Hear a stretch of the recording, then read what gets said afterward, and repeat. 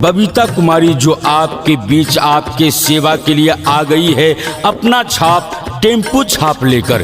Tempo छाप पर button दबाना है और बबीता कुमारी जी को अपना मुखिया बनाना है और अपने पंचायत का चहुमुखी विकास करवाना है।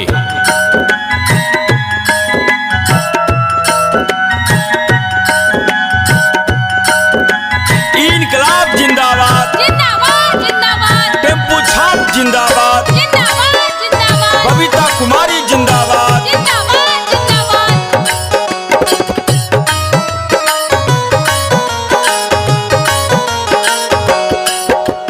जहने स्वर्ग गुलाब यादव जी छलखिन चर्चित लोग।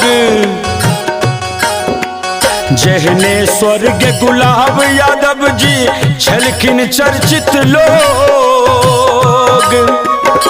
तेहने कर मठ बबीता कुमारी, तेहने कर मठ बबीता कुमारी, मुखिया है तई बेजोर भैया सुन ले।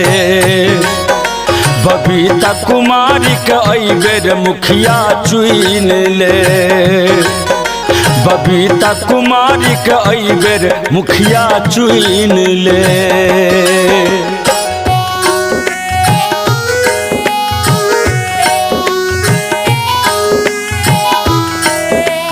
इनकलाब जिंदाबाद, जिंदाबाद जिंदाबाद, टेम्पू छाप जिंदाबाद, जिंदाबाद जिंदाबाद, बबीता कुमारी जिंदाबाद। जिंदाबाद जिंदाबाद।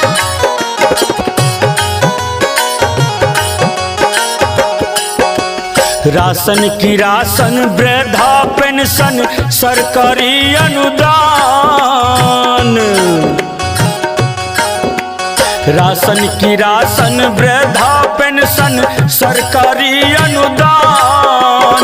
सबके हक अधिकारक है तई, सबके हक अधिकारक है तई, रक्षा आ सम्मान भैया सुन ले।